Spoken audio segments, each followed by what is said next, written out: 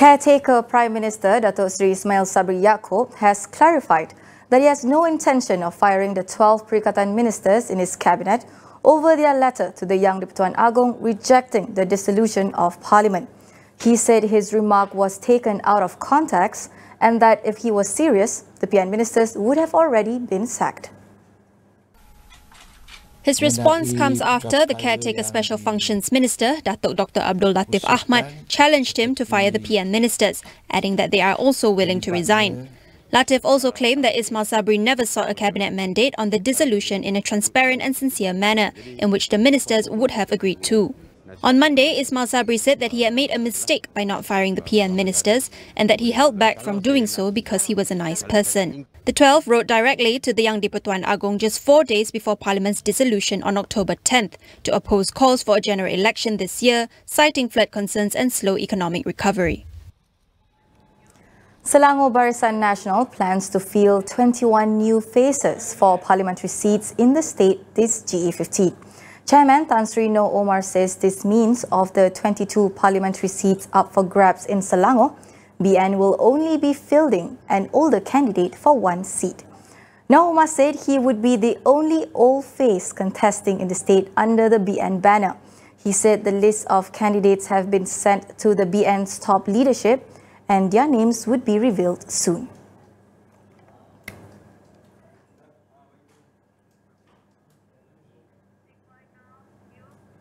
More new faces among election candidates and lowering the age limit for Dewan Negara senators to 25 years. These are among the 15 demands from the coalition of student groups for the upcoming 15th general election. Gabungan Gerakan Mahasiswa's demands range from issues involving political reforms, education, social security and more. The group, made up of 33 university student unions, also demanded for free higher education for those in the low-income group and subsidized tertiary tuition fees for those from the middle-income group.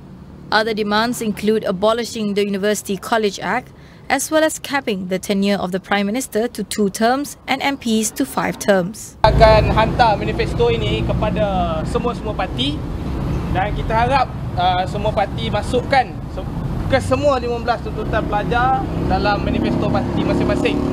Dan sekiranya parti tidak melayan, kita tidak tolak kemungkinan untuk menolak parti tersebut dalam pilihan raya akan datang. The student unions would go on a nationwide tour beginning next week to state their demands and encourage their peers to exercise their right to vote in GE15. The general election will have the largest pool of eligible voters with an addition of 5.6 new million voters after the federal constitution was amended to lower the voting age to 18 from 21 and enable automatic registration. GE15 marks the second time general elections will be held during the monsoon season. Previously, the 1999 elections were held in November. But with the La Nina phenomenon and differences in sea surface temperatures, UKM's Professor Frodelin Tanggang warns we may see heavier rainfall as compared to 20 years ago. In 1999 monsoon season, we experienced a La Nina of a very strong category. Whereas in this season, in this year, the La Nina actually in the so-called moderate category. And what differentiates between strong La Nina and moderate La Nina is the temperature, sea surface temperature that we have in the seas around this region, the South China Sea, Java Sea. For this very strong La Nina, we tend to have cooler SST as compared to the moderate La Nina, which is we tend to have warmer SST. So having cooler SST and warmer SST can make a difference in terms of how the atmospheric circulation here in bringing or advecting the moisture brought by the northeast monsoon during the monsoon season.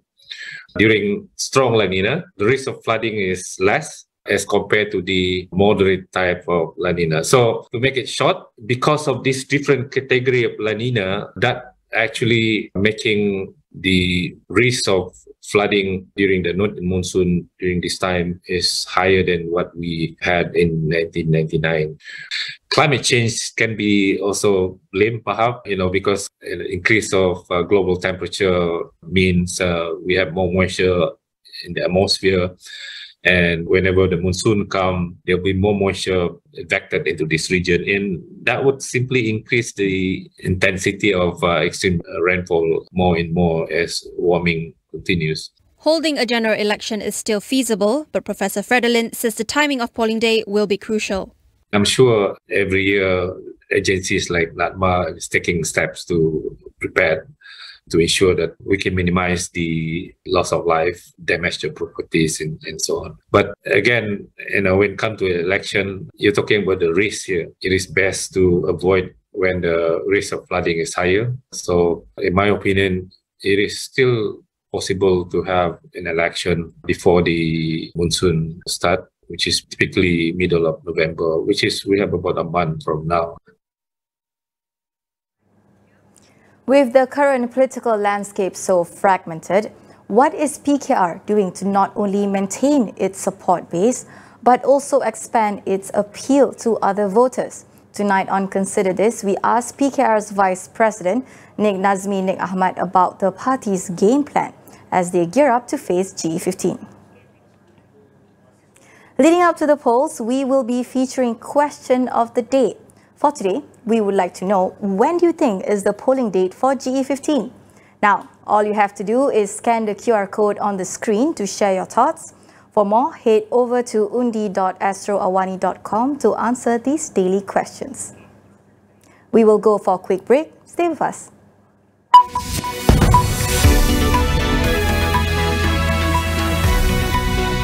Rebut peluang menangi hadiah bernilai RM100,000 dalam peraduan Marigold sahut cabaran realisasi impian. Sertainya sekarang.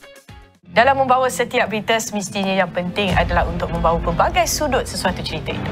Yang pastinya suara akar undi, terutamanya suara rakyat, harus diberi ruang. Kami di Astro AWANI sentiasa komited dan juga bertanggungjawab dalam menyampaikan berita yang seimbang, konstruktif, terutamanya kepada seluruh rakyat Malaysia. Saya Jasmine Abu Bakar. Dan saya Ihsan Yahya. Pastikan AWANI 745 dan Sinar AWANI menjadi pilihan utama anda.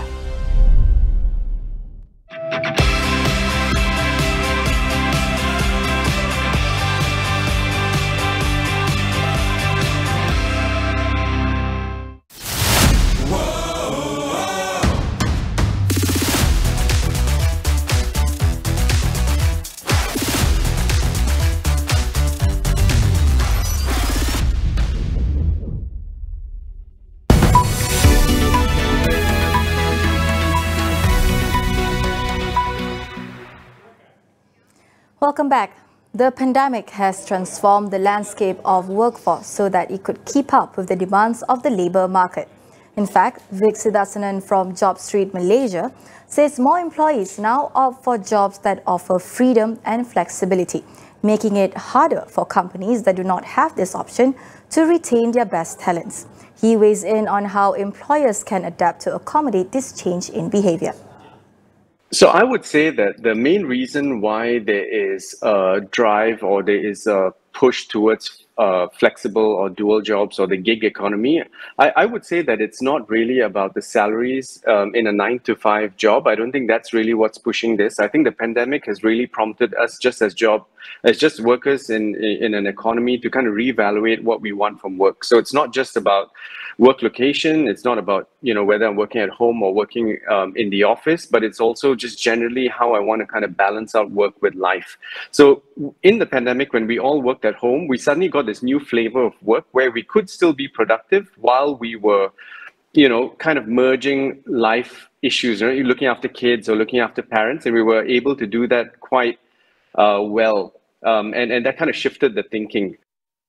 With the increase in demand for flexible work, he said it is high time for employers to shift their strategies in hiring and sustaining employees.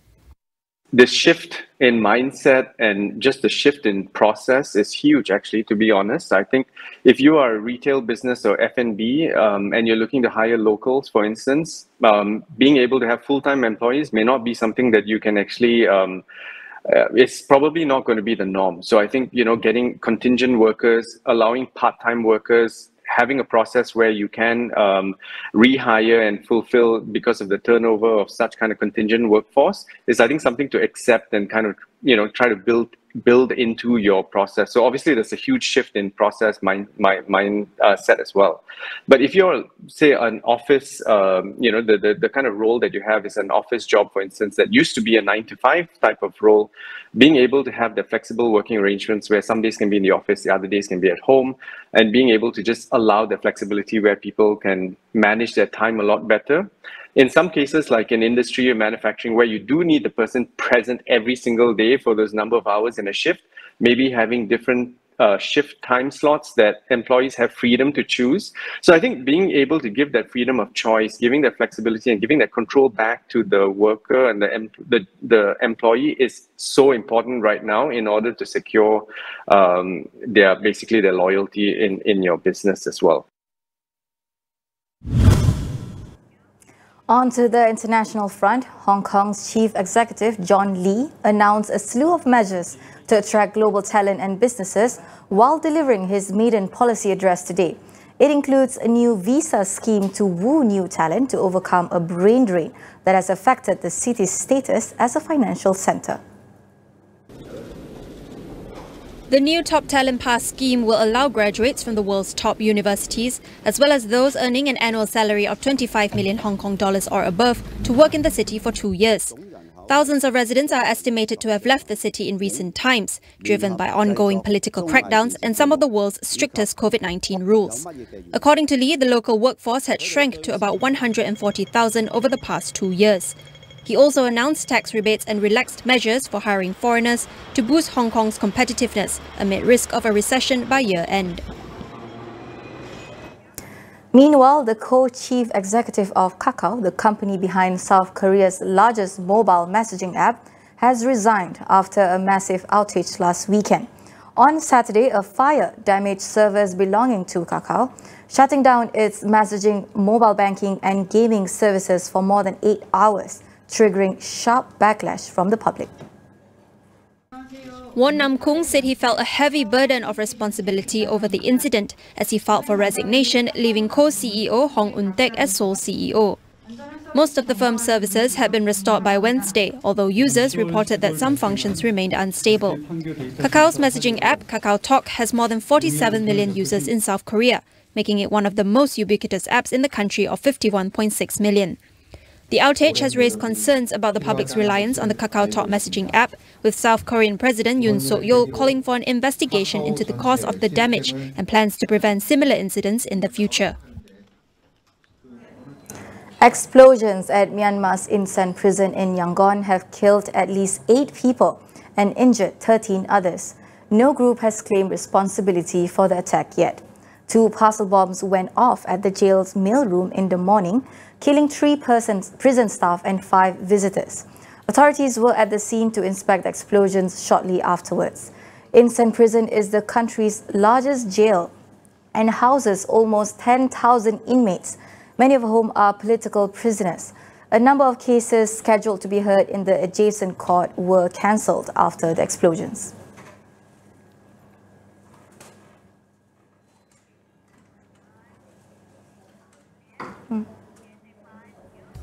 Before we leave you tonight, we want to hear what you want for GE15. Here is the question of the day displayed on the screen. All you have to do is scan the QR code on the bottom right to share your thoughts. The results of these questionnaires will be revealed daily. You have already shared your predictions with us. Tune into Astro AWANI as we provide real-time coverage to the Election Commission's important date announcement tomorrow. Don't forget to exercise your rights to vote. The choice is in your hands. My name is Farhana Sheikh. Thank you for watching. Good night.